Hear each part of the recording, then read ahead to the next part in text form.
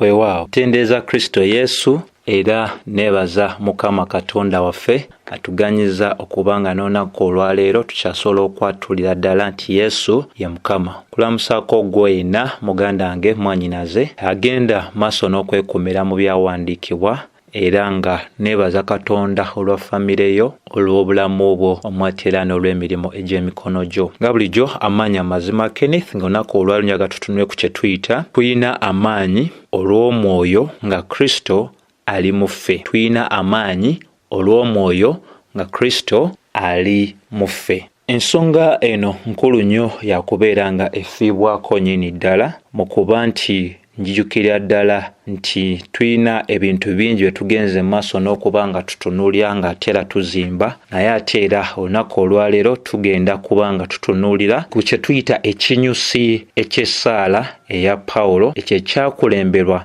biri bye twalaba wiiki ewedde ebyasonga ennyo ku ngeri ey'okusaba, ku ngeri ey'essaala ey'omutume ono tiyakola essaala ye eri kitaffe ng'ali ku maviivi ge, nga bwe yali asaba kitaffe oyo nannyini bintu byonna oba ensibuko y'obulamu bwonna oba abeezaawo ebintu byonna, era okuyita mu ye ebintu byonna ebiri mu ggulu ne ku nsi kwe bijja erinnya. So kikulu nnyo okuba nga tujjukira ddala nti nga twekkaanya essaala eno ey'essuula ey'ekitundu ekyokubiri eky'essuula ey'okusatu mu kitabo kino eky'Abeefeso, tugwanidde okuba nga tujjukira nti eno si essaala embereberye ey'omutume ono gwe tuyita Pawulo, kubanga nga bwe twalaba mu masomo agasookera ddala mu kitabo kino twalaba nga Pawulo yayinako essaala gy'asookera ddala okuba nga akola eri Katonda ku lw'abano Abeefeso mu ssuula esookera ddala olunyiriro lw'17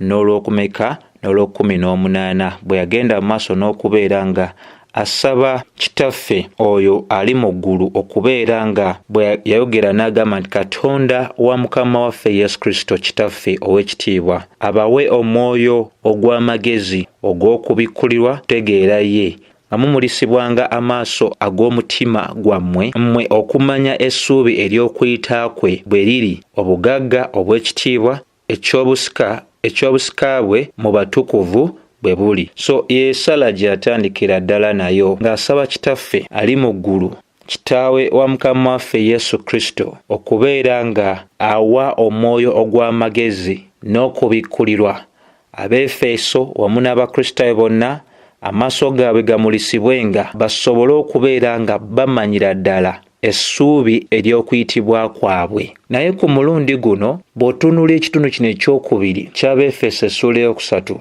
Pawulo yalina ebintu bya mirundi ng'esatu byagenda mu maaso n'okuba nga asabira, era essaala eno eri mu kitundu kino ekyokubiri eky'essuula ey'okusatu tusobola okugamba mu bufunze nti essaala ey'omutume Po esinga essaala zonna endala ze tumumanyiiko ze yagenda mu maaso n'okuba ng'akola ki?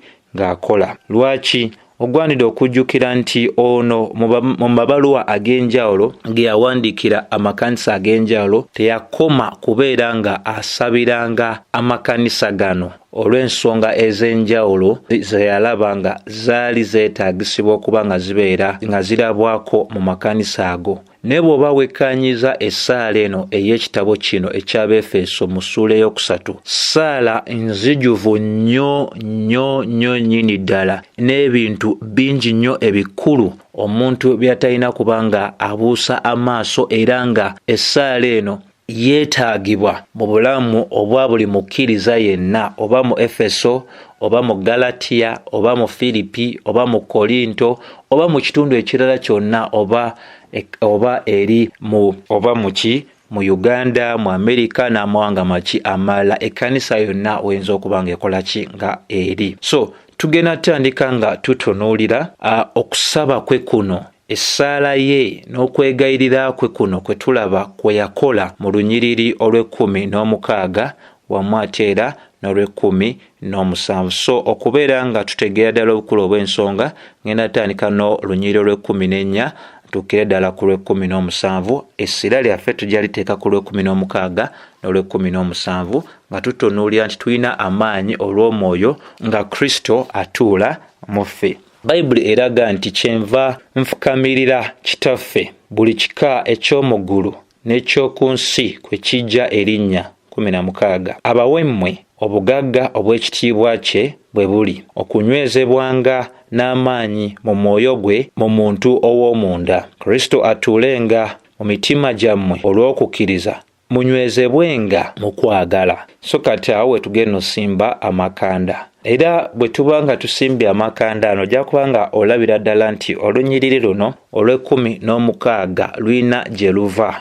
ng'era wano we lulagira ddala ekigendererwa oba kyewandiise ekinyusi ekyo ekyaleetera Pawulo okuba nga afukamira ku maviivi. Ekinyusi kyali nti yayagala nnyo okubeera nga Mukama awa Abaefeso bano n'Abakristaayo bonna obugagga, nga awa Abaefeso bano n'Abakristaayo bonna okusinziira ku bugagga obw'ekitiibwa kye okuba nga banywezebwa n'amaanyi mu mwoyo n'okubeera nga bagendera ddala maaso n'okuba nga bajjuzibwa ddala. Bagendera ddala maaso n'okuba nga bakola batya?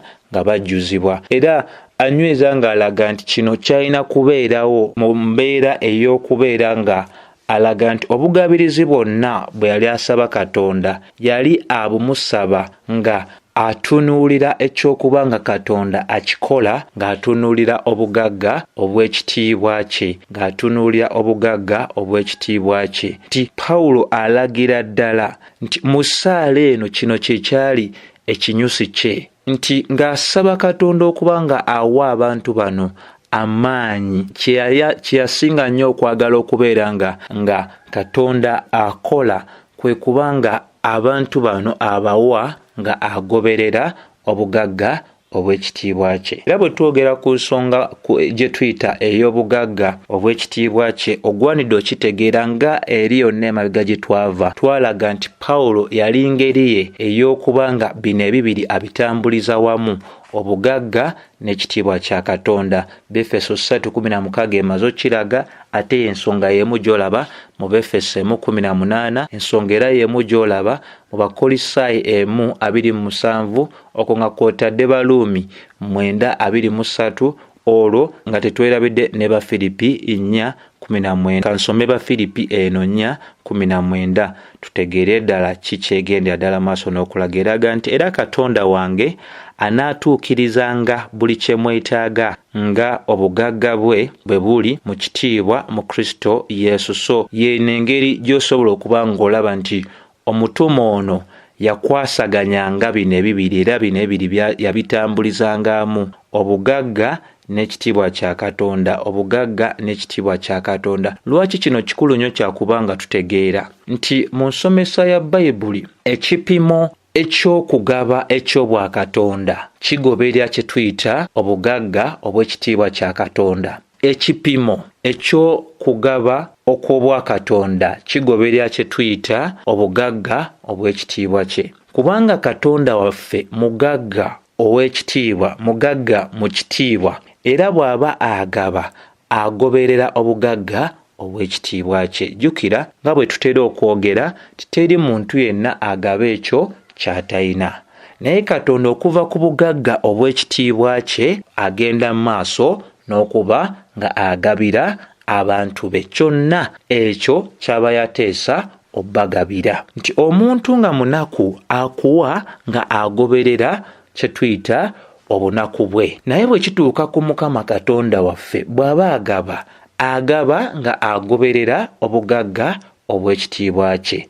Bwe twogera ku kitiibwa kya Katonda kitegeeza ebintu bingi. Kitegeeza okumasaamasa kwe, kitegeeza amaanyi ge, kitegeeza okusinzibwa kwe n'okussibwamu kwe ekitiibwa. So essaala ey'omutume eno yakakasiza ddala ti kyonna Katonda ky'aba akole Abaefeso akikole nga agoberera obugagga obw'ekitiibwa kye. Era tutuukira ddala ku kinyusi kye kino nga kigamba nti mu 16 abawe mmwe nga obugagga obw'ekitiibwa kye bwe buli okunywezebwa n'amaanyi. Okunywezebwa n'amaanyi. Ensonga ezo nkulu nnyo nnyini ddala, nti yeeno ensonga esookera ddala gye tuyita ssemasonga, eragira ddala ekyo kiki Pawulo kye yaluubirira okubanga asabira abantu bano Abefeso? Yabasabira Mukama abawe oba abanyweze n'amaanyi. Kitegeeza nti eno yali nsonga nkulu nnyo era yali nsonga eyalabika nga yali yeetaagibwa mu kkuŋŋaaniro muno. So tekyali ku Befeso bokka wabula kiri n'eri Abakristaayo bonna. Ffenna tugwanidde okubeera nga tunywezebwa ne kye tuyita amaanyi ga Katonda. Tugwanidde okuba nga tunywezebwa ne kye tuyita amaanyi ga Katonda. Naye n'engeri gy'asabamu wano ng'agamba nti abawe mmwe ng'obugagga obw'ekitiibwa kye bwe buli. Nti engeri ye ey'okusaba era esonga ku kye tuyita obukulu bwa Katonda mu ssaala. Ti Katonda y'alina okusala okwenkomeredde. Twanukula ng'agamba nti ye oba nga atwanukula ng'agamba nti nedda. Nga ye bw'aba asiimye okukola. Teri muntu yenna alina buyinza kulagira Katonda kubaako ky'akola. Lwaki? Kubanga Katonda affe yeebeezaawo, ffe tetwebeezaawo. Buli kyonna kye twagala tukisaba ye. Naye ye talina kyatwagalako. Kati atalina kyatwagalako tetusobola mulagira. Era bwe tuba tujja mu maaso ge mu ssaala tujja n'okwewombeeka kubanga tumanyi oyo gwe tusaba nti talagirwa ate ye mutonzi waffe y'abeezaawo ebintu byonna. Olwo abantu olunaku olwaleero abayinza okulaba essaala eno eya Pawulo ng'eraga obunafu bwe n'okuba nti yali tanneezuula ddala bulungi mu kuba nti akozesa amaanyi ag'okuba nga alagira.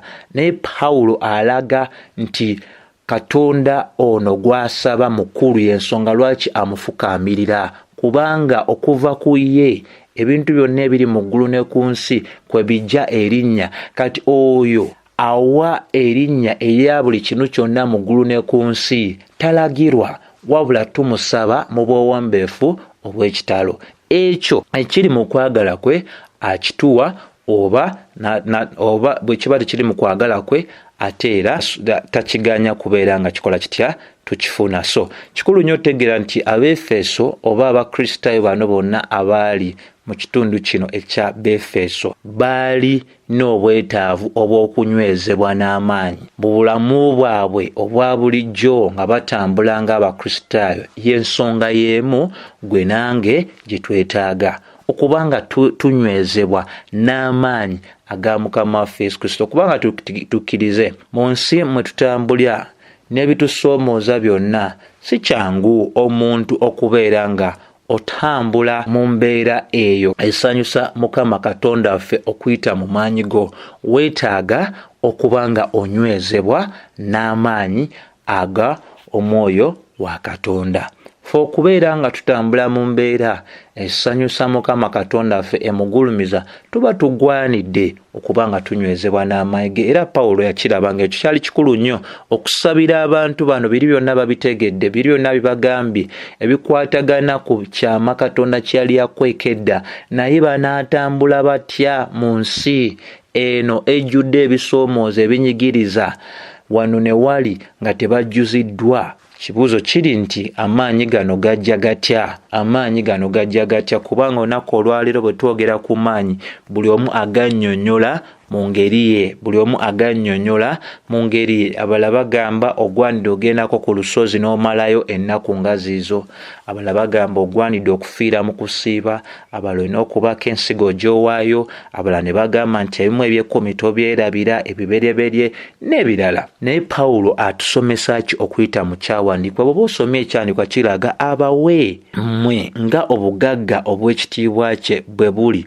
okunywezebwa n'amaanyi mu mwoyo gwe, mu mutima, mu muntu ow'omunda. Ekyandiikibwa kitulagira ddala nti amaanyi gano tegajja kuyita mu ebyo ebintu by'ensonzeko waggulu abantu onaku olwaleero bye boogerako, wabula Bayibuli etulaga nti amaanyi gano gajja olw'Omwoyo wa Katonda, gajja olw'Omwoyo wa Katonda. Era bwe gaba nga gajja olw'Omwoyo wa Katonda, kikulu okutegeera nti gagenda wa? Amaanyi gano gajja olw'Omwoyo wa Katonda eri omuntu ow'omunda, eri omuntu ow'omunda. So amaanyi gano si maanyi ga mubiri wabula maanyi ga mwoyo. Amaanyi gano si maanyi ga mubiri wabula amaanyi gano ga mwoyo. So amaanyi ge twetaaga okubeera nga tutambulira mu bulamu obwo bugulumiza erinnya erya Mukama waffe Yesu Kristo si maanyi ga mubiri oba agava mu kulya emmere oba agava mu kusitula obuzito. Osobola ositula obuzito naye era n'omaliriza nga tutambudde mu ngeri egulumiza Mukama waffe Yesu Kristo. Amaanyi ge twetaaga maanyi ga mwoyo mutukuvu nga tutambulira mu bulamu buno obugenda mu maaso n'okuba nga twawulibwa oba nga tweyawula ku ebyo ebitagulumiza Mukama waffe Yesu Kristo ebitali bya butuukirivu, twetaaga amaanyi ag'omwoyo wa Katonda. Ensonga lwaki bw'oba osomye Bakolinso 2:16 era mbikira ddala bulungi ensonga eno mu Lw'ekkumi-n'omukaaga ng'egamba nti kyetuva tulema okuddirira naye newankubadde omuntu waffe ow'okungulu nga aggwaawo, naye omuntu waffe ow'omunda afuuka mujja bulijjo afuuka mujja bulijjo na bulijjo batya anywezebwa n'omwoyo wa Katonda, anywezebwa n'amaanyi ag'omwoyo wa Katonda. Kikulu nnyo ekyo okuba nga kitegeereka nti tuli banafu nnyo munda okusinga wabweru. Ensonga abasinga muulya okwogera kuno okwa bulijjo abantu bwe bagamba nti no okukola ekintu ekyo kitwala mutima. Tebagamba no okukola ekintu ekyo kitwala ndabika y'omuntu mu mubiri, nedda bagamba kitwala mutima. Ekitegeeza olwo ayinza okuba nga alina omubiri munene naye nga talina mutima gukikola. Nekitegeeza nti wabeera omuntu ng'ayinza okuba nga alina omubiri mutono naye nga alina omutima. So ne bwe bobeera nga twogeredde ku sayidi ey'abantu abatannazaalwa mulundi gwakubiri, kikulu okutegeera nti ffe okusigala nga tuli ku mulamwa okutambula olugendo luno mu ngeri egulumiza Mukama waffe Yesu Kristo, twetaaga amaanyi ago agajja olw'omwoyo wa Katonda. Ensonga lwaki Befeso essuula ey'okutaano 18 etutegeeza obutabeera nga tutamiirukuka n'omwenge naye tujjuzibwenga amaanyi ag'omwoyo muki omutukuvu. Kubanga oyo abeera ajjuziddwa amaanyi ag'omwoyo omutukuvu y'oyo alina obulamu bwe nga buli wansi w'okuluŋŋamizibwa, buli wansi w'obukulembeze obw'omwoyo wa Katonda okukola ebyo ebisiimibwa ate era ebisanyusa mu maaso ga Katonda. So kikulu okutegeera nti omwoyo wa Katonda ono yalabisiza ddala yatuukiriza essaala eyo Pawulo gy'ali agenda mu maaso n'okuba nga asabira abantu bano Abefeso okubeera nga amaanyi gajja mu muntu oyo ow'omunda. So ebyo bikulu nnyo bya kutegeera nti Katonda waffe atandika omulimu guno ate era y'omu yekka asobola okugumaliriza. Tetuyina kye tugenda mu maaso n'okuba nga tutandiikiriza, wabula kino Katonda kyakola eri ffe. Kino Katonda kyakola eri ffe, atunyweza n'amaanyi nga Bayibuli bw'etulaze mu mwoyo gwe mu muntu ow'omunda. So kikulu nnyo kyategeera ekyo nti Katonda yennyini yakola kino eri obulamu bwaffe, yatwambaza amaanyi, yatunyweza n'amaanyi. Tetwenyweza n'amaanyi wabula ye bw'aba asiimye atunyweza n'amaanyi ne tutambula olugendo luno mu ngeri emugulumiza. Ti wano tuba tutunidde kati Olw'ekkumi bwe tuba twogedde ku muntu ono w'omunda era nga bwe twalaze dda omuntu ono w'omunda akiikirira omutima ate era akiikirira omwoyo ogw'omuntu nga Peetero ekisooka essuula eyokusatu olunyiriri olwokuna bw'egendera ddala mu maaso n'okuba nga nayo enyweza. Kangisome kwano tulabe kikyegendera ddala mu maaso n'okunyweza. Peetero 3:4 egamba naye omuntu ow'omwoyo atalabika. So omuntu ono oyo ow'omwoyo atalabika y'oyo omuntu waffe ow'omunda oba gwe twandiise omutima. Ate era bw'oba osomye Peetero ekisooka 3 n'otunulira olunyiriri 15 lugendera ddala mu maaso nalwo era okuba nga lugaziya ku nsonga eyo. Lugamba nti naye mutukuzenga Kristo mu mitima gyammwe, mutukuzenga Kristo mu mitima gyammwe okubeera Mukama wammwe. Kikulu nnyo ekyo kyakuba nga kikola kitya kitegereka. So Olw'ekkumi-n'omusanvu lunyweza nga lulaga nti bw'oba olusomye lugamba nti Kristo atuulenga mu mitima gyammwe olw'okukkiriza mubeerenga n'emmizi munywezebwenga mu kwagala. Kano nawo kakulu kakutegeera nti 17 atambulira wamu ne 16 era bw'otunula engeri gy'atandikamu 17 olabira ddala nti erina ezimbibwa ku 16 era enywereza ddala ebiva mu ebyo byonna ebisookera ddala okuva mu lw'16 mu ky'okubeera nga Kristo atuula mitima gyaffe. Ekyo nakyo kikulu kyakubanga tusooka ne tunyweza nti olunaku omuntu lwe yeenenya n'aleka amakubo ge amakadde n'ateeka okukkiriza kwe oba obwesige bwe mu Kristo Yesu, omuntu oyo olunaku olwo lwennyini lwe tuyita olw'okuzaalibwa omulundi ogwokubiri, Kristo lw'atandika okutuula mutima ogw'oyo omuntu. Baluumi 8:9 egamba nti atalina mwoyo wa Kristo era si uwe, wabula alina Kristo yoyo owe. Era ne Bakolinso 12:13 eragira ddala ensonga y'emu nti Kristo abuukaala oba awummulira oba atuula oba awummulira mitima gyaffe. Ne Yokaana 14:3 eraga nti mmwe oyo yenna anjagala era akuuma ebigambo byange, nze ne Kitange tunajja ne tutuula mu ye. N'ekino tekibeera bubeezi mu nsobi. Bayibuli etulaga nti atuula mitima gyaffe olw'okukkiriza. So okuyita mu kukkiriza tusembeza okutuula okwa Mukama waffe Yesu Kristo mu mitima gyaffe. Lwaki bwe twogera ku mitima gyaffe tutegeeza entabiro y'ebintu byonna obulamu bwaffe kwe butambulira. So atuulira ddala mu ntabiro eyo ey'obulamu bwaffe, atuulira ddala mu ntabiro eyo obulamu bwaffe kwe butambuliza okubanga yali ku ntikko yaayo. Nti gwe yenna agamba nti ogobera Kristo Yesu, Kristo abanga atudde mu mutima gwo, osobola okubeera nga otambulira mu bulamu obw'okubanga omukakkanira ng'era omanyire ddala nti ye Mukama eri obulamu bwo, okubeera nga totambula nga owenoonyeza by'oyagala wabula ng'onoonya ebyo ebisanyusa Mukama waffe Yesu Kristo. So kikulu okutegeera nti Abakristaayo banywezebwa n'amaanyi olw'omwoyo wa Kristo, olw'omwoyo olwa Kristo, olw'omwoyo nga Kristo atuula mu bo.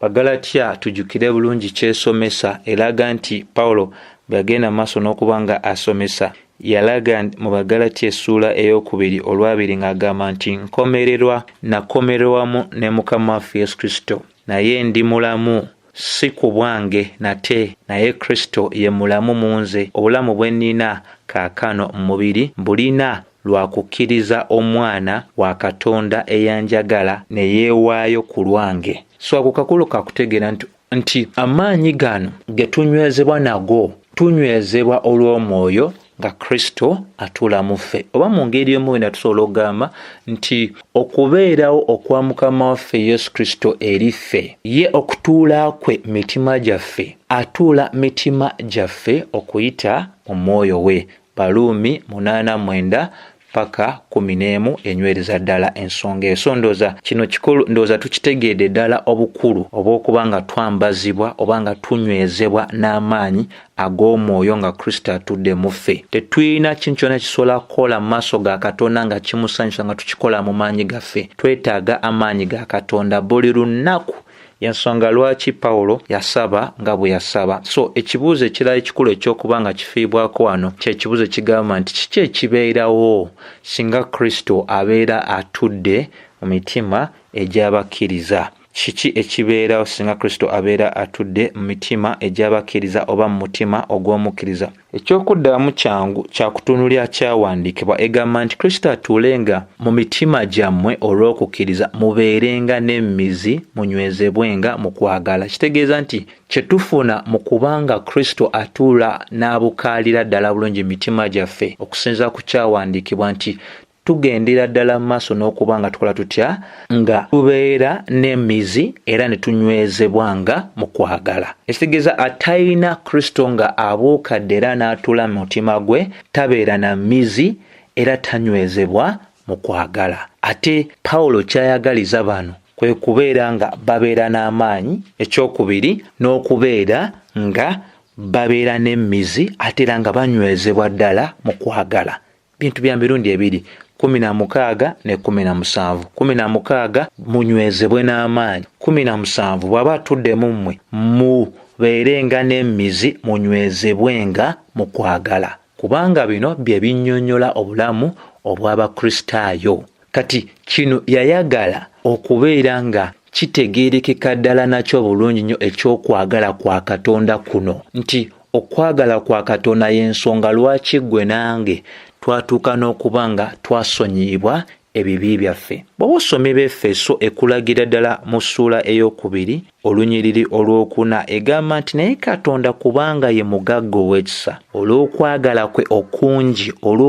kwe okungi kwe yatwagala ffe. So okwagala kuno kwalina okutegeerebwa abantu bano kyekyali ekinyusi eky'okusonyiyibwa kwaffe. 16 bwe yayagala ensi n'okuwaayo n'awaayo omwana we. Bayibuli tugamba nti tutambulye mu kwagala nga Mukama waffe bwe yatwagala. Efeso 5:2. So balina okutegeera ddala, oba naffe tulina okutegeera ddala okwagala kwa Katonda kuno. Kristo abatudde mu mitima gyaffe tunywezebwa ddala, tusimbira ddala emmizi era tunywezebwa ddala mu kwagala. So kwagala kuno baali bakwina Abefeso 1:15 nga bwe twala, naye balina okuba nga bakula mu buziba bw'okutegeera okwagala kuno. Omwandiisi omu yagamba nti okwagala kwa Katonda mu bakkiriza ke kabonero ak'okubeera kwa Kristo mu bo era ne masekati gaabwe. Okwagala kwa Katonda mu bakkiriza ke kabonero ak'okubeerawo kwa Kristo mu bo ne masekati gaabwe.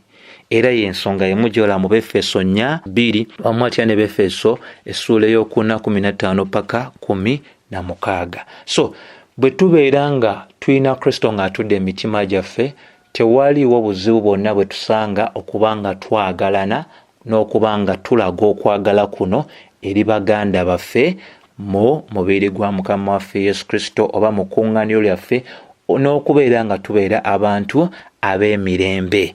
N'okuba nga tubeera abantu ab'emirembe n'eri abo balirwana baffe n'abantu ab'enjawulo. So ensonga eno yali nkulu nnyo yakubeera nga etegeerebwa abantu bano nti weewaawo mbabuulidde byonna ebikwatagana ku kyama ekyali kyakwekebwa edda, nti kaakano nammwe mufuuse basika, mugabana mu bisuubizo, muli ba mubiri gumu, era mmwe bannaggwanga n'Abayudaaya muli nnyumba ya Katonda, muli kimu, muweereddwa obusobozi, obuvumu, obugumu okusembera mu maaso aga Kitaffe. Naye kino nakyo nkibasabira, okubeera nga munywezebwa n'amaanyi. Ekyokubiri mu muntu wammwe ow'omunda. Ate ekyokubiri njagala nnyo era njaayaana mubeere nga mubeera n'emmizi, mubeere nga munywezebwa mu kwagala.